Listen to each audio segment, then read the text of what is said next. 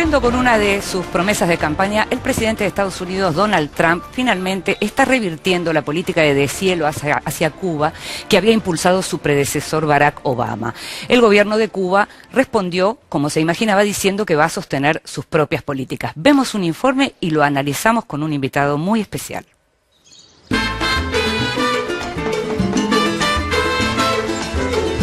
Effective immediately, I am canceling the last administration's completely one-sided deal with Cuba.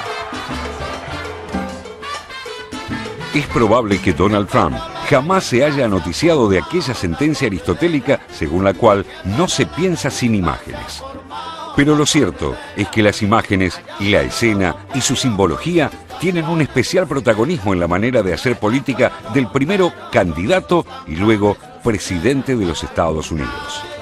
En los últimos días, Trump confirmó que revisará y dará marcha atrás con las políticas de su antecesor, Barack Obama, hacia Cuba. Lo hizo rodeado de los dirigentes más rancios del anticastrismo reunidos en el Teatro Manuel Artime de la pequeña Habana, que lleva su nombre en homenaje a uno de los brigadistas de la fallida invasión de Bahía Cochinos en 1961. Trump anunció entonces un reajuste en varios de los acuerdos alcanzados por el gobierno de Obama que buscaba poner fin a medio siglo de bloqueo económico y que tuvieron su punto culminante con la visita del demócrata a la isla en marzo de 2016, la primera de un presidente norteamericano en 88 años. We will not lift sanctions on the Cuban regime until all political prisoners are free. Freedoms of assembly and expression are respected. All political parties are legalized and free and internationally supervised elections are scheduled. Elections. Entre otras cuestiones, Trump dijo que buscará restringir parcialmente los viajes de los estadounidenses a la isla y que prohibirá las transacciones comerciales con las corporaciones militares cubanas, aunque mantendrá la reapertura de la embajada en La Habana, los viajes de cruceros y el permiso a los vuelos comerciales regulares. Si bien Trump siempre dijo que la prioridad es deshacer el legado de su antecesor, es cierto también que buena parte de lo anunciado ofrece una generosa dosis de continuidad. Las relaciones diplomáticas seguirán intactas con embajadas en ambas capitales y se conservarán las mismas exenciones a los bienes cubanos autorizados a ingresar a Estados Unidos a pesar de la ratificación del embargo. Tampoco se modifican los viajes ilimitados de los cubanos americanos y su envío de remesas. Los norteamericanos, en cambio, podrán viajar con una licencia general educacional, pero solo en grupo. Esto, en principio, disminuiría los viajes a la isla, pero es poco probable que las agencias y las aerolíneas no busquen manera de incentivarlos dentro de las nuevas regulaciones. Como he dicho, Cuba está dispuesta al diálogo, a la cooperación y a la negociación de los asuntos pendientes de naturaleza bilateral, de la misma manera que rehusará negociar cualquier asunto inherente a la soberanía, a la independencia, a la autodeterminación del pueblo cubano. Las medidas no solo constituyen un retroceso en la relación bilateral, sino que dañarán a los sectores con los que los empresarios norteamericanos pueden relacionarse en nuestro país. La limitación del flujo monetario a las empresas militares es otro gesto para la tribuna, con escaso impacto en el balance de poder cubano. Las Fuerzas Armadas de la isla son un factor decisivo en la transición intergeneracional a iniciarse en 2018, cuando se plantea el ascenso a la presidencia del primer civil desde Ubaldo Dorticós, quien dejó de serlo cuando se eliminó el cargo en 1976. Por eso, es probable que Trump no logre nada tangible contra las Fuerzas Armadas cubanas más allá de una buena oportunidad para que Cuba denuncie una nueva injerencia del gigante del norte. Tampoco demuestran solidez sus dichos acerca de que las medidas tomadas por Obama merecieron el rechazo unánime de quienes no adhieren al régimen castrista. Una encuesta de la Universidad Atlántico de Florida reveló que el 47% de los ciudadanos de la península apoya las políticas de Obama con Cuba, mientras los anuncios de Trump suman apenas al 34% de apoyo. Por eso, la impactante frase de Trump, según la cual los días de la política de Obama hacia Cuba se acabaron, tiene el mismo fugaz valor que aquellas promesas de campaña que el tiempo se encargó de deshilachar.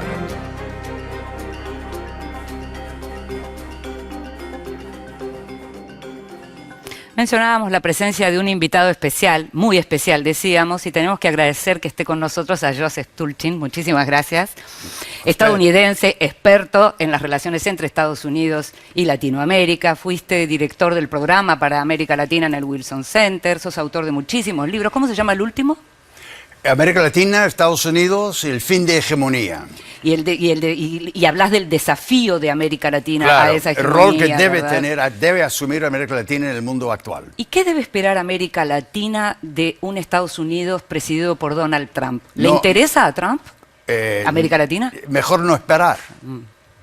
Mi mensaje en el libro es tiempo de actuar, de tomar conciencia de su capacidad cada país en la región. Y tal vez un poco más optimista, la región, hasta el día de hoy, la región casi existe entre comillas. Hay muy poca colaboración regional. Y América Latina no tiene mucha conciencia histórica de su capacidad, que se llama en inglés agency, agencia. Y esa capacidad de actuar es fundamental. Así que mejor no esperar a Estados Unidos. Y cuando, por ejemplo, vimos un informe al comienzo del programa sobre Venezuela, prácticamente todos los sábados nos tenemos que ocupar del tema, y es uno de esos puntos de diferencia grande en la región. Para un especialista como vos, que venís siguiendo tan de cerca los temas, ¿cómo te imaginás? ¿Cuál es la alternativa que todavía no se exploró como para poder ayudar desde afuera? El tema central para América Latina es que el legado de la hegemonía norteamericana ha creado una cultura anti-intervencionismo.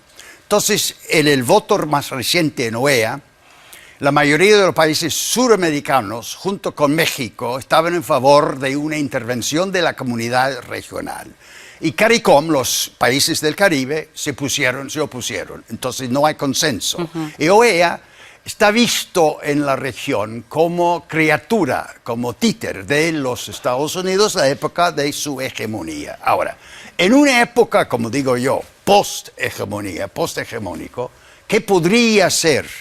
Eso depende de lo que se ve en los mismos países.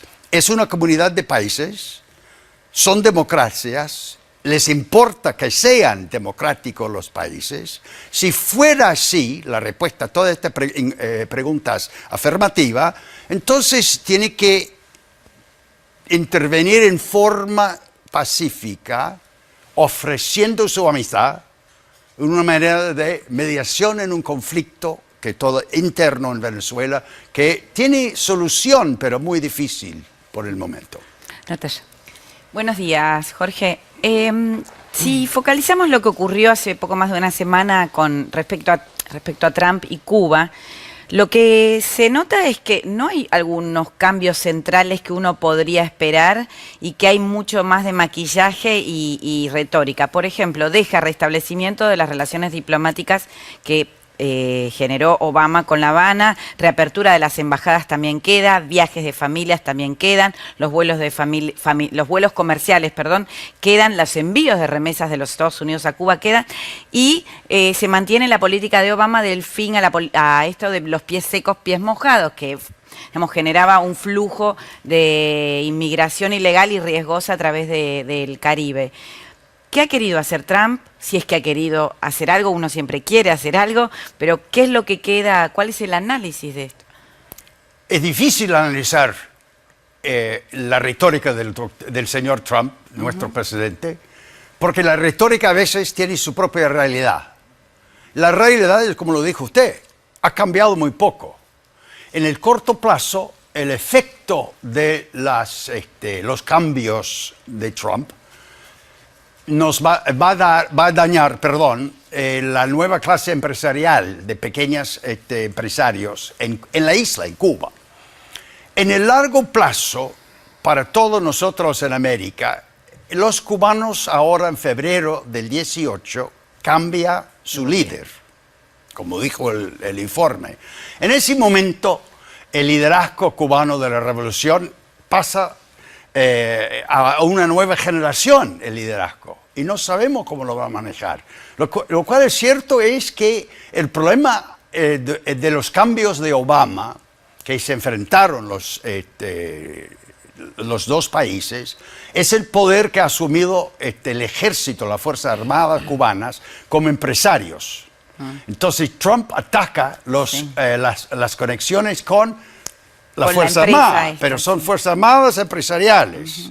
Y esto es muy difícil. Los cubanos tienen que decidir cómo hacerlo, pero en fin, es un problema para los cubanos más que para nosotros ahora. De hecho, después del discurso de Trump, viaja Tina Smith, que es la gobernadora de Minnesota, a la isla, a Cuba, y dice, vamos a seguir comerciando porque ustedes tienen cacao, tienen digamos, productos que nosotros no producimos y nosotros tenemos maíz, frijoles y demás. Es decir, nada cambia en realidad desde los Estados Unidos hacia Cuba. Se puede seguir comerciando. Casi todo. Son molestias, más que nada. Es decir, en Tesoro, nuestra Hacienda, Ministerio de Hacienda, es que controla todo flujo de dinero. Entonces, si nosotros, los dos de nosotros, íbamos o vamos a Cuba, nos va a molestar más con la tarjeta de crédito, que ya no funciona como funcionaba hace 4 meses, etcétera, etcétera. El negocio de que habla el gobernador de Minnesota, esto no va a cambiar, pero sí habrá más trámites, más papeles, etcétera. Ahora, el Poder Ejecutivo norteamericano, Trump en este caso, podría pedir del Tesoro mayor influencia, mayor trámite, etcétera, etcétera, etcétera. Entonces, adentro de lo que dijo, se puede molestar un poco, pero son molestias. Y como usted dijo, no hay cambios fundamentales. Pero es suficiente la retórica, como preguntó la señora, es suficientemente molesta la retórica para que el gobierno cubano responda en su manera eficiente. Y lo que tenemos que entender es que cada ataque retórica o de hechos de Estados Unidos es una oportunidad para la dictadura en Cuba enfatizar lo necesario de mantenerse la fuerza cubana de la revolución. Entonces, el embargo, como lo llamamos nosotros, durante 50 años, ha sido el apoyo más fuerte que ha tenido el gobierno cubano. Y por eso el cambio que hizo Obama tenía tanta resonancia en toda la región en América Latina. Fue fundamental en América Latina. Y ahora lo que ha dicho Trump cambia muy poco.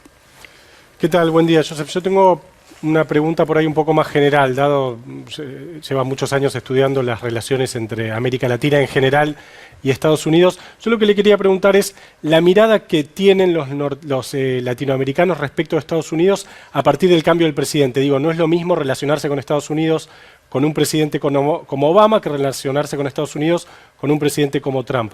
¿En qué afecta la relación, el vínculo entre Estados Unidos y América Latina, el cambio de figura presidencial? En un sentido no cambia nada. Es decir, cuando usted dice que con relaciones entre América Latina y Estados Unidos, yo no voy, si yo soy latinoamericano, yo no voy todos los días a hablar con el señor presidente, siendo Obama o siendo Trump. Yo tengo mi relación, mis conexiones con gente de negocio, con bancos, con periodistas, con universidades. Eso no va a cambiar. Eso no cambia. El cambio es estratégico. Es decir, América Latina hoy no figura en los planes estratégicos del nuevo gobierno. Los resultados de ese cambio no entendemos por completo.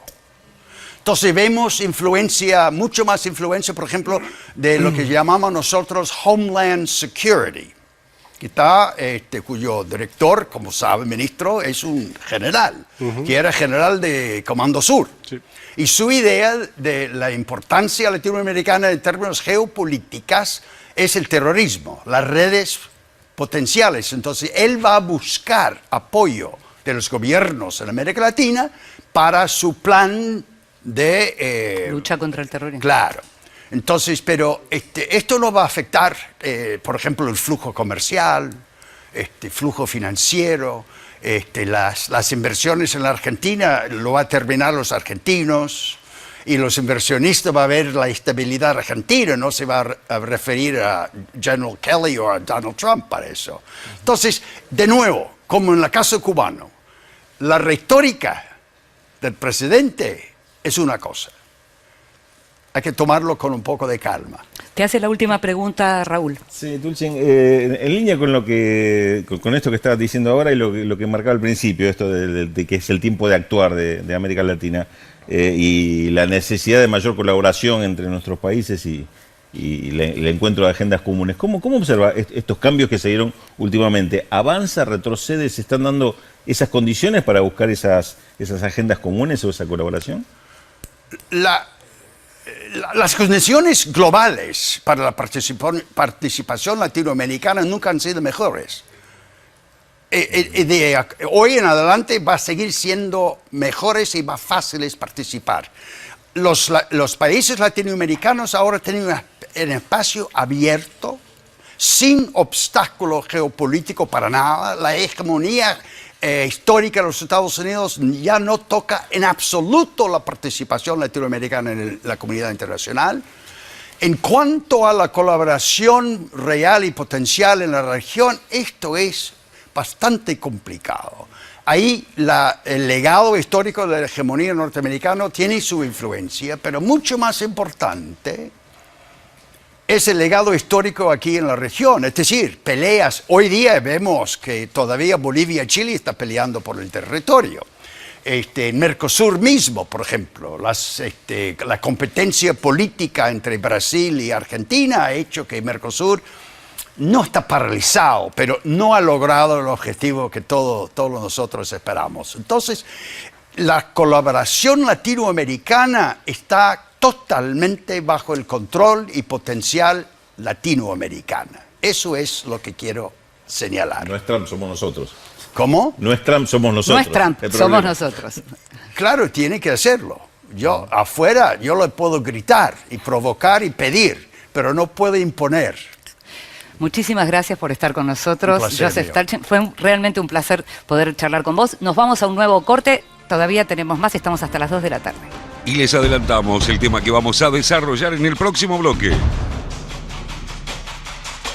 Colombia rumbo a la paz. Con el desarme de las FARC se cumple un paso fundamental en el proceso de pacificación acordado entre el gobierno y la guerrilla. Se lo contamos en instantes. Luego de la pausa, ya volvemos.